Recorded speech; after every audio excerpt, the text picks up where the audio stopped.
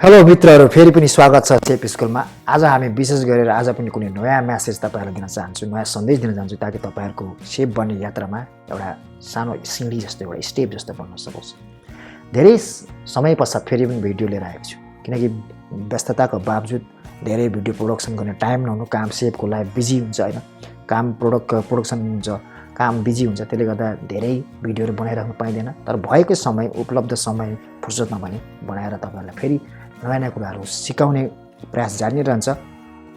भर्खरै म एउटा खुसीको कुरा, म अस्ट्रेलिया गएर आएको थिएँ, अस्ट्रेलियामा भिजिट गरेर आएको थिएँ। त्यहाँ चाहिँ फार्महरू भिजिट गरेर किसानहरूको घरमा गएर किसानहरूले कसरी उत्पादन गर्छ, प्रोडक्ट हामीले युज गर्ने प्रोडक्टहरू होइन, हामी हेरेर आउने अवसर प्राप्त भयो। काम गर्ने होइन, मैले पहिलाको भिडियोमा भनेको थिएँ तपाईँहरूलाई सेफहरू भएपछि कसरी अस्ट्रेलिया जान सकिन्छ भनेर भनेको थिएँ। तर म चाहिँ काम गर्ने उद्देश्यले होइन, भिजिट गर्ने, घुम्ने, सिक्ने उद्देश्यले गएको थिएँ। अब सेफले किन जान्नुपर्छ यो कुरा इम्पोर्टेन्ट होइन, इम्पोर्टेन्ट हो। सेफ भइसक्यो, तपाईँ सेफ बन्न चाहनुहुन्छ भने किन तपाईँले किसानको घरमा गएर किसानले उत्पादन गरेको वस्तुहरू हेर्नुपर्छ, जान्नुपर्छ कसरी उत्पादन गर्छ। किनकि तपाईँ सेफ भएपछि तपाईँले बनाउने खानाहरू अवश्य पनि इन्ग्रिडियन्ट्सहरू प्रयोग गर्नुहुन्छ। त्यो इन्ग्रिडियन्ट्सको बारेमा सम्पूर्ण जानकारी तपाईँभन्दा अरूलाई बढी हुनु हुँदैन होइन, तपाईँलाई पनि बढी हुन्छ। र तपाईँले यदि खानामा कुनै गडबडी आयो, मानिसहरू बिरामी हुन थाले तपाईँले पकाएको खाना भने त्यो तपाईँले प्रयोग गर्ने इन्ग्रिडियन्ट्सहरूको परीक्षण हुन्छ। त्यसलाई भन्छ ट्रासेबिलिटी होइन, परीक्षण हुन्छ कि त्यो कहाँबाट आयो, कहिले आयो, कति बेला आयो, कसले उत्पादन गरेको, एक्सपायरी कहिले हो होइन। यी सारा कुराहरूको चाहिँ डिटेल जानकारी हुन्छ। त्यो जानकारी प्राप्त गर्नुको लागि तपाईँले आफूले प्रयोग गर्ने इन्ग्रिडियन्ट्सको बारेमा जान्नु आवश्यक हुन्छ। आफूले प्रयोग गर्ने इन्ग्रिडियन्ट्स सम्पूर्ण जानकारी तपाईँलाई हुनुपर्छ।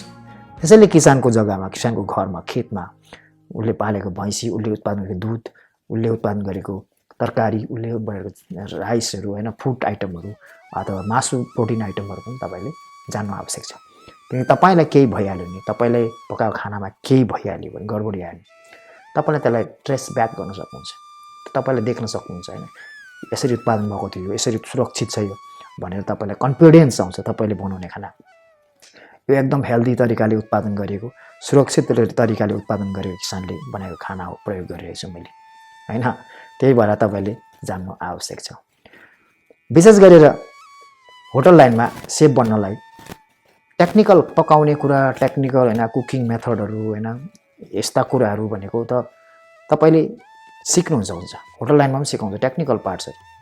तर बाह्य कुराहरू, अरू कुराहरू पनि धेरै कुराहरू सिक्नु आवश्यक हुन्छ क्या। अरू कुराहरू पनि जान्नु आवश्यक हुन्छ। त्यो चाहिँ भन्ने कुरा चाहिँ प्रायः मानिसले गरेर, भोगेर होइन अनि मात्रै सिक्ने गर्छ। किनकि अरू त्यो होटल कार्यक्रमहरूमा, पाठ्यक्रमहरूमा पनि त्यसलाई आवश्यक ठान्दैनन् कि यति सिकाइरहनु आवश्यक भन्दैनन् होइन। तर बाँकी कुराहरू चाहिँ, अरू कुरा, बाह्य कुराहरू धेरै महत्त्वपूर्ण अर्थ राख्छ। त्यो खाना पकाउने टेक्निकहरू, स्किल्सहरू भनेको बिस्तारै तपाईँले सिकि नै हाल्नुहुन्छ, त्यसमा कुनै उयो छैन। र तपाईँले धेरै साथीहरूले भन्छ कि हामी होटल म्यानेजमेन्ट नगएको मान्छे पनि सेफ बन्छ होइन। होटल म्यानेजमेन्ट गएकोले मान्छेले छिटो बन्छ, नगएको नपढेको हामी जस्तो मान्छेले बिस्तारै बिस्तारै बन्ने हो, सिक्दै सिक्दै, किनकि हाम्रो ब्याकग्राउन्ड हुँदैन नि त। त्यसले गर्दा ढुकाउनुहोस्, तपाईँहरू बन्न सक्नुहुन्छ। धेरै यङ नेपालीहरू सेफ बन्नुपर्छ, मेरो उद्देश्य। धेरै नेपाली यङ मान्छे सेफ बन्नुपर्छ। र नेपालमा पनि अझै पर्यटनको विकास भएर ठुला 5 तारे होटल खोल्यो भने तपाईँहरूले त्यहाँको मेन पावर आपूर्ति गर्ने आफ्नै देशको लागि हुन्छ होइन। विदेशमा पनि गर्ने राम्रो काम गरेर राम्रो इन्कम छ, त्यसले पनि देशलाई नै राम्रो गर्छ। सम्पूर्ण कुराको चाहिँ यथावत मेरो उद्देश्य भनेको नै पर्यटन होइन, होटेल इन्डस्ट्रीलाई बुझ्ने, सकेसम्म अध्ययन गर्ने, बुझ्ने र होटेल इन्डस्ट्रीमा काम गर्ने मानिस कसरी तयार गर्ने। होटेल इन्डस्ट्रीमा काम गर्ने मानिस जो पाए त्यसले काम गर्न सक्दैन क्या, जो पाए त्यसले भनेको फिट हुँदैन क्या। त्यसको लागि अब कन्टिन्यू स्किल्स डेभलपमेन्टको लागि होइन, कन्टिन्यू भिडियोहरू बनाउने छु कि त्यसमा इमोसनल स्किल्स र टेक्निकल स्किल्सको बारेमा। टेक्निकल स्किल्स भनेको we can learn any time, हामी सिक्न सक्छौँ छोटो टाइम फ्रेममा पनि। तर इमोसनल स्किल्स सिक्नलाई तपाईँ हामीलाई 10औं वर्ष लाग्न सक्छ होटेल इन्डस्ट्रीमा फिट हुनको लागि। त्यसले गर्दा पहिले नै एटिच्युड, माइन्डसेट हुनु, पर्सपेक्टिभ चेन्ज गर्नुपर्छ। पहिले नै हेर्ने दृष्टिकोण अर्कै बनाउनुपर्छ। किनकि यो एटिच्युड निर्माण गर्नलाई मलाई 10-15 वर्ष लाग्यो।